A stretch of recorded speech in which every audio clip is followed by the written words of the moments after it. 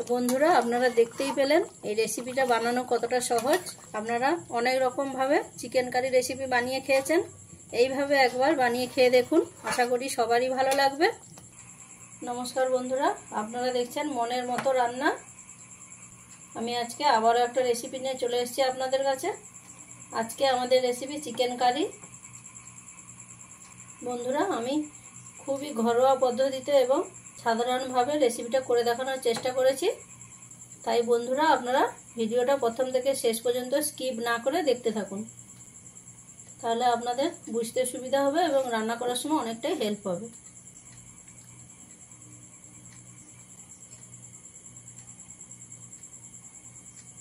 Chicken curry করার জন্য আমি এখানে 1 কেজি মাংস নিয়েছি, আর মাংসের পিসগুলো এরকম মিডিয়াম সাইজের আমি নিয়েছি। আর নিয়েছি 400 গ্রাম আলু। আলুগুলো আমি মিডিয়াম সাইজ নিয়ে এরকম 2 ফালি করে কেটে নিয়েছি। আলুটা ভেজে নেব, তার জন্য একটা কড়াই নিয়ে গরম করে নিয়েছি। তাতে দিয়ে দিলাম সর্ষের তেল। তেলটাকেও খুব ভালো করে গরম করে নিতে হবে। এটা ভালোভাবে গরম হয়ে গেছে। এবারে তেলের মধ্যে আমি কেটে রাখা আলুগুলো দিয়ে দেবো।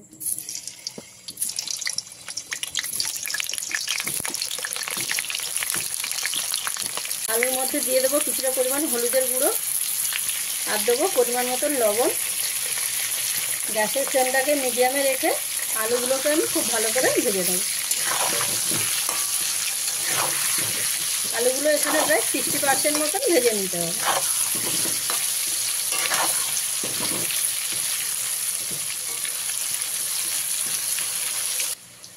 আলুগুলোকে আমি সুন্দর করে ভেজে নিয়েছি। দেখুন বন্ধুরা, আলুতে হলুদ দেওয়ার কারণে আলুতে কত সুন্দর কালার চলে এসছে। এবার আলুগুলো 60% প্রায় সেদ্ধ হয়ে গেছে, তো আমি এবারে নামিয়ে নিচ্ছি।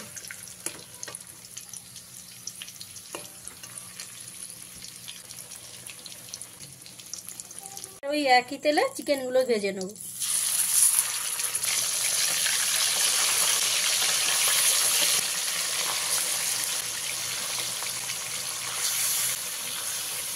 চিকেনটা তেলের মধ্যে দিয়ে নিয়েছি। এবারে চিকেনটাকে অল্প কিছু সময় আমি ভেজে নিই। এইভাবে চিকেনটা ভেজে নিলে চিকেনের যে একটা হালকা আঁশটে গন্ধ থাকে, সেটা কিন্তু আপনারা গ্রেভির মধ্যে আর পাবেন না। তখন সে চিকেনটা খেতে খুবই ভালো লাগবে। তাই চিকেনটাকে অল্প কিছু সময় আপনারা ভেজে নেবেন।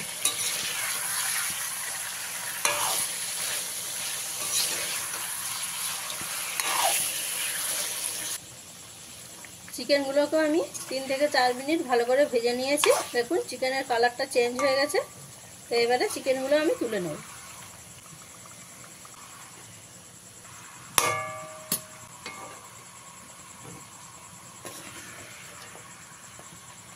বন্ধুরা, চিকেনটা আমি ভেজে তো নামিয়ে নিয়েছি। এবারে চিকেনটাকে অল্প কিছু সময় আমি রেখে দেবো, যাতে একটু ঠান্ডা হয়ে যায়। মাংসটা আমি ঠান্ডা করে নিয়ে চলে এসেছি। এবারে মাংসটাকে ম্যারিনেশন করে নেব। তার জন্য দিয়ে দিচ্ছি পরিমাণ মতন লবণ, দিচ্ছি 100 গ্রাম টক দই,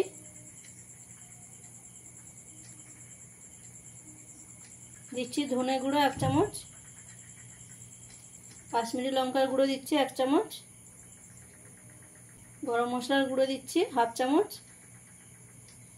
আর দিচ্ছি 8-9 পিস কাঁচা লঙ্কা দিয়ে এবারে চিকেনটাকে খুব ভালো করে মেখে নেব। বন্ধুরা, এখানে দইটা দেওয়ার কারণে চিকেনটা কিন্তু নরম হবে এবং চিকেনের স্বাদটা পুরো আলাদা হবে।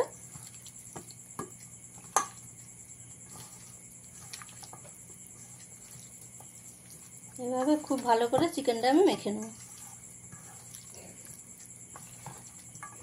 চিকেনটাকে আমি খুব ভালো করে ম্যারিনেশন করে নিয়েছি।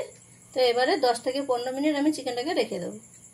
ওই একই তেলে ফোড়নে দিয়ে দেবো একটা তেজপাতা, 2টো দারচিনির টুকরো, 5 পিস এলাচ, 1/2 চামচ গোটা জিরে।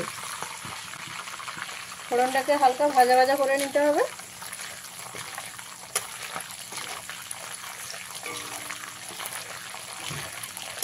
আর ফোড়ন থেকে সুন্দর একটা গন্ধ ছেড়ে দিলে এর মধ্যে দিয়ে দেবো আমি পেঁয়াজ কুচি। আমি এখানে 4টে মিডিয়াম সাইজের পেঁয়াজ নিয়ে কুচি করে নিয়েছি। গ্যাসের ফ্লেমটা হাই করে পেঁয়াজটাকে আমি খুব ভালো করে ভেজে নেব।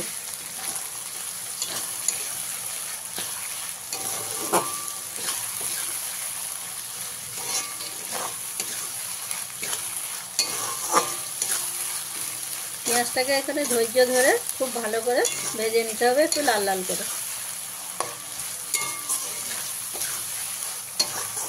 পেঁয়াজটাকে আমি খুব ভালো করে ভেজে নিয়েছি। দেখুন পেঁয়াজের কালারটা চেঞ্জ হয়ে গেছে, লালচে কালার চলে এসছে।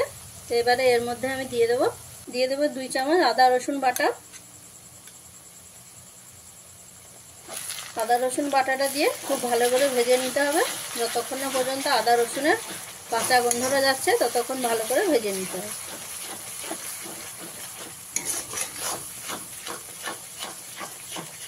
গ্যাসের ফ্লেমটাকে মিডিয়ামে দিয়ে মশলাটাকে খুব ভালো করে ভেজে নিতে হবে।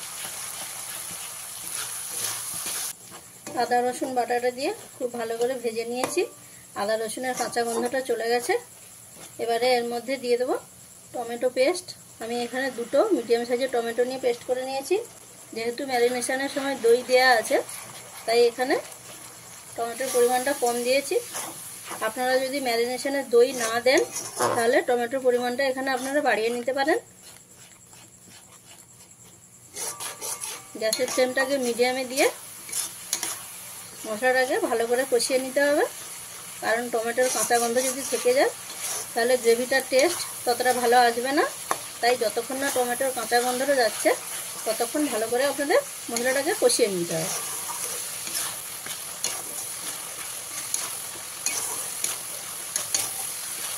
এর মধ্যে আমি দিয়ে দেবো 1 চামচ হলুদের গুঁড়ো। যেহেতু ম্যারিনেশনের সময় হলুদের গুঁড়োটা দেওয়া হয়নি, তাই তেলের মধ্যে হলুদের গুঁড়োটা দিয়ে নিতে হবে।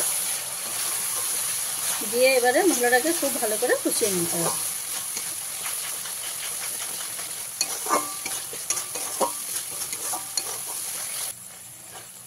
টমেটোর পেস্টটা দিয়ে খুব ভালো করে কষিয়ে নিয়েছি, টমেটোর কাঁচা গন্ধটা চলে গেছে। এবারে এর মধ্যে আমি দিয়ে দেবো ভেজে রাখা আলুগুলো। আলুগুলো দিয়ে মশলার সঙ্গে খুব ভালো করে মিশিয়ে দেবো।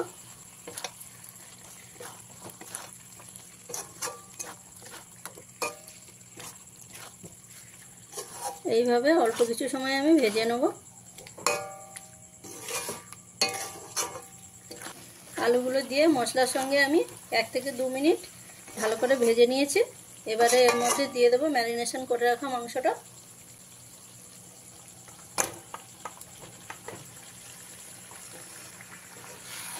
দিয়ে এবারে খুব ভালো করে মিশিয়ে দেবো।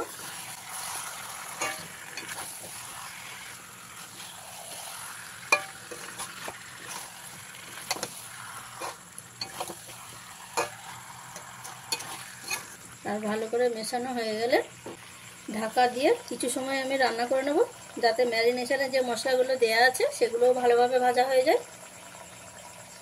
এইভাবে আমি 7 থেকে 8 মিনিট ঢাকা দিয়ে মাংসটাকে ভালো করে কষিয়ে নেব।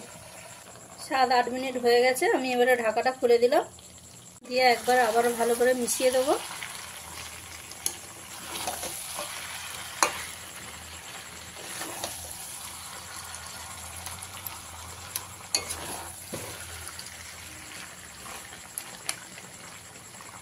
মেশানো হয়ে গেলে এবারে এর মধ্যে জল দিয়ে দেবো।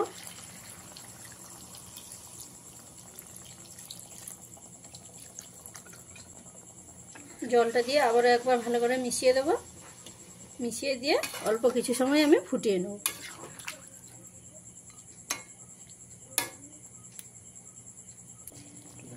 গ্রেভিটাকে কিছু সময় ফুটিয়ে নিয়েছি। এবারে সব শেষে দিয়ে দেবো এর মধ্যে কিছুটা পরিমাণ ধনেপাতা কুচি।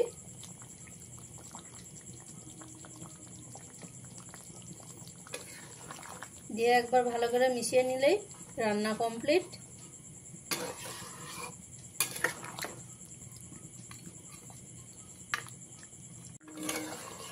তো বন্ধুরা, আপনারা দেখতেই পেলেন এই রেসিপিটা বানানো কতটা সহজ।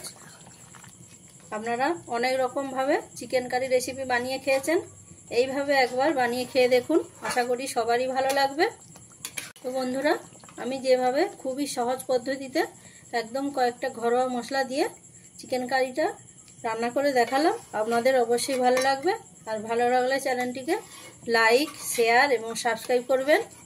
আর রেসিপিটা কেমন লাগলো বন্ধুরা আমাকে কমেন্টের মাধ্যমে জানাতে ভুলবেন না। রান্নাটা আমার কমপ্লিট হয়ে গেছে, আমি এবারে নামিয়ে দিচ্ছি। তো তাহলে বন্ধুরা দেখা হচ্ছে আপনাদের সাথে পরের একটা রেসিপি নিয়ে পরের ভিডিওতে।